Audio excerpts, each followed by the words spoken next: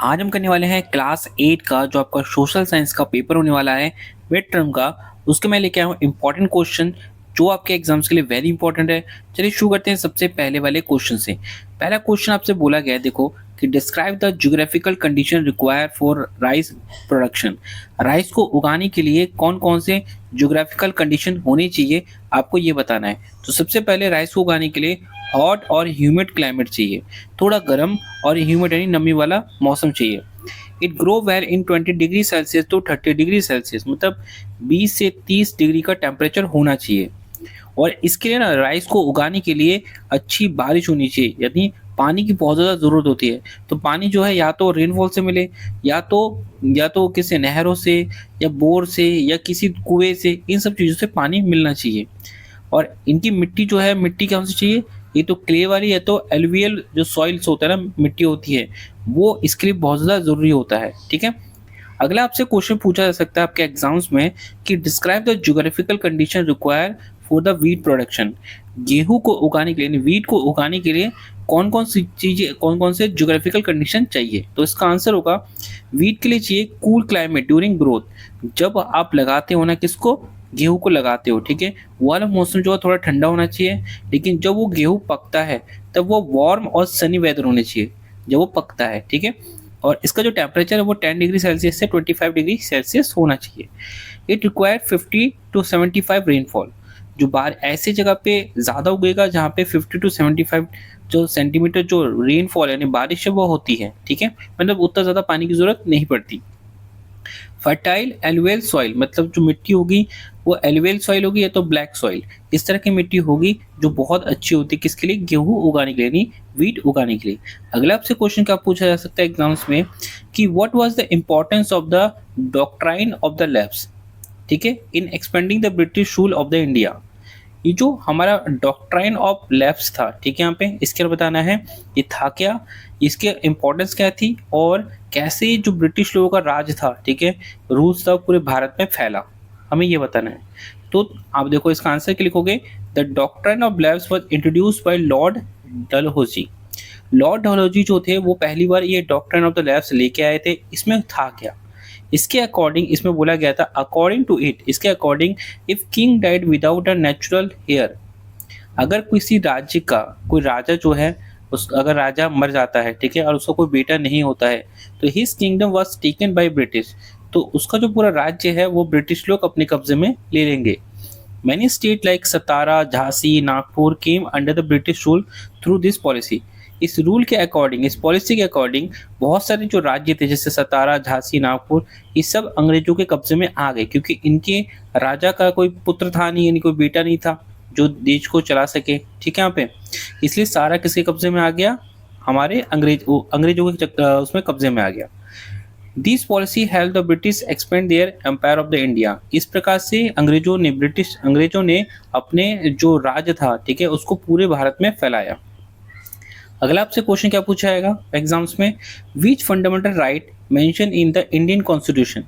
Fundamental rights, कौन कौन से फंडामेंटल राइट्स के बारे में बताया गया है हमारे इंडियन कॉन्स्टिट्यूशन में।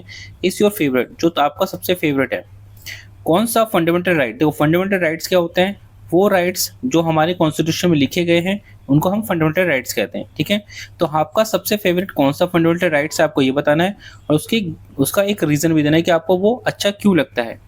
तो देखो, my favourite fundamental rights is right to equality. Right to equality यानी सभी लोग बराबर हैं, ये मेरा फेवरेट क्या है, फंडामेंटल राइट्स है, आप ऐसे लिखोगे। फिर it give equal status to every citizen. ये जो राइट्स है ये सभी को बराबर मानता है और सभी को इक्वल राइट्स देता है। Nobody can be discriminate against on the basis of caste, religion and gender. किसी के साथ भी भेदभाव नहीं होगा।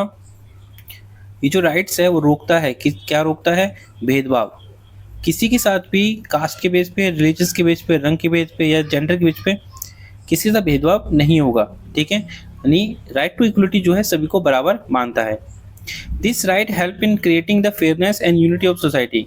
ये जो राइट है लोगों में क्या लाता है, एकता लेके आता है, ठीक है, और सबको समान न्याय देता है।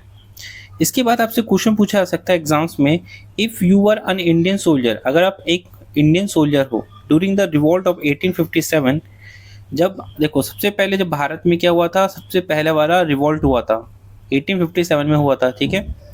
तब तो अगर आप उस समय होते तो what step would you take to support the rebels, तो आप रेबल्स का सहायता करने के लिए आप क्या करते, ठीक है, उनका सपोर्ट करने के लिए क्या करते, 3 स्टेप बताना है।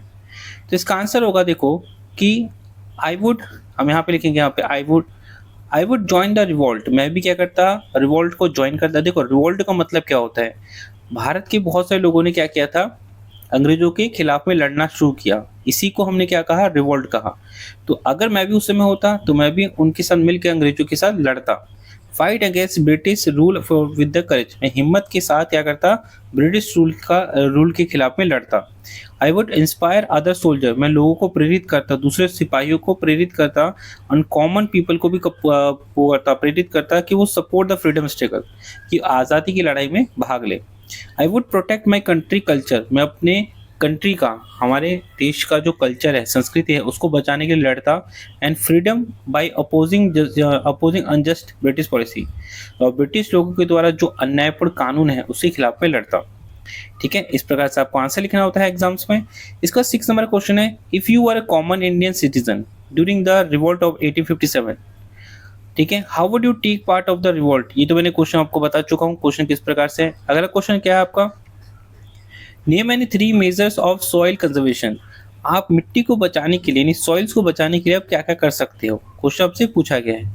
देखो सॉइल को बचाने के लिए आप कर सकते हैं planting tree to prevent the soil erosion, आप अधिक से अधिक पेड़ पौधे लगा सकते हैं जिससे सॉइल इरोजन नहीं होगा। सॉइल इरोजन मतलब होता है मिट्टी का कटाव होना पानी के द्वारा या हवा के द्वारा, इसी कहते हैं सॉइल इरोजन। तो सॉइल इरोजन को रोकने के लिए आप अधिक से अधिक पेड़ लगा सकते हैं। और क्या कर सकते हैं, making step on hill to reduce the water flow and soil loss, हम क्या कर सकते हैं, पहाड़ों पे ना सीढ़ी की तरह बना सकते हैं, जिससे क्या होगा, पानी जो है सीधा नीचे नहीं आएगा और मिट्टी को बहा कर नहीं लाएगा, वो आराम आराम से आएगा, जिससे मिट्टी नहीं बहेगी। चेंजिंग क्रॉप एवरी सीजन, हम बदल बदल के फसलों को उगा सकते हैं जिससे मिट्टी की जो उपजाऊ क्षमता वो कम नहीं होगी, हम इस तरह से भी हम कर सकते हैं। फिर और क्या कर सकते हैं, name any 3 measure of water conservation, अब पानी को बचाने के लिए आप क्या क्या कर सकते हो। देखो कलेक्ट रेन वाटर, आप क्या कर सकते हैं, बारिश के पानी को बचा सकते हो इकट्ठा करके, इससे पानी बचेगा। एंड यूज इट, उसको इस्तेमाल कर सकते हो। Build small dam to save water, आप छोटे छोटे डैम्स बना सकते हो जिससे पानी बचेगा। Give water to plant drop by drop to save water, अब प्लांट्स को ड्रॉप बाय ड्रॉप, देख तो एक टेक्निक होती है जिसमें पाइप के द्वारा ना बूंद बूंद करके, यानी ड्रॉप ड्रॉप करके पानी की जड़ों में पानी दिया जाता है, जिससे पानी की ज़्यादा बर्बादी नहीं होती। इसके बाद आपसे अगला क्वेश्चन पूछा गया है, आपको बताना है formation of the coalition government, इसके बारे में बताना ये होता क्या है। देखो when no party has enough seat, जब किसी भी पार्टी को जितनी जरूरत है ना सीटों की सरकार बनाने के लिए उतनी नहीं मिलती, तब पार्टी ज्वाइन टुगेदर, तो 2 या 2 से ज़्यादा पार्टियां एक साथ मिलकर क्या बनाती है, गवर्नमेंट बनाती है, इसी को कोलाइजन गवर्नमेंट कहते हैं, ठीक है यहाँ पे। इसके बाद देखो अगला क्वेश्चन क्या, इसमें क्या बोला है, क्वेश्चन आवर का मतलब क्या है। क्वेश्चन आवर का मतलब होता है इन पार्लियामेंट में member ask question to the prime minister, जो पार्लियामेंट के मेंबर्स होते हैं ना, वो प्राइम मिनिस्टर से क्या पूछते हैं, प्रश्न पूछते हैं।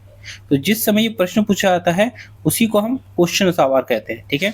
इट मेक गवर्नमेंट रिस्पॉन्सिबल, इससे क्या होता है, गवर्नमेंट जो सरकार जो होती है वो जिम्मेदार बनती है। अगला क्वेश्चन आपसे पूछा गया है, suggest some way to stop domestic violence. Domestic violence का मतलब होता है, आपने देखो घरों में क्या होता है, लड़ाई झगड़ा होता है, ठीक है, यहाँ पे पीटा जाता है, ठीक है, महिलाओं को पीटा जाता है या बच्चों को पीटा जाता है, ठीक है, यहाँ पे यानी घर में जो लड़ाई झगड़ा होता है उसे कहते हैं डोमेस्टिक वायलेंस, ठीक है। तो इसको रोकने के लिए हम क्या कर सकते हैं, हम क्या कर सकते हैं, follow loss against domestic violence, हम कानून का पालन कर सकते हैं जिससे डोमेस्टिक वायलेंस रुकेगा। Keep women and children safe, हम बच्चों को महिलाओं को सुरक्षा प्रदान कर सकते हैं। Show love and respect to the family, हम फैमिली को लोगों को जागरूक कर सकते हैं को वो अपने फैमिली मेम्बर्स सबकी रिस्पेक्ट करें। Give help we need when need, जब उनको ज़रूरत होती है हेल्प की तब उनको हमें उनकी मदद करनी चाहिए, इससे से डोमेस्टिक वायलेंस खत्म होगा। तो मैंने आपको जो इंपॉर्टेंट क्वेश्चन समझाए ना, ये सारे वेरी वेरी इंपॉर्टेंट क्वेश्चन जो आपकी इस मिड टर्म के एग्जाम्स के लिए यानी एसएसटी के एग्जाम जो आपका होने वाला है उसके लिए वेरी इंपॉर्टेंट है, ठीक है यहाँ पे। तो आप इसको एक बार एग्जाम से पहले अच्छे से एक बार लर्न करके जाना ताकि आपका एग्जाम बहुत अच्छा जाए। और अभी के लिए थैंक्स फॉर वॉचिंग।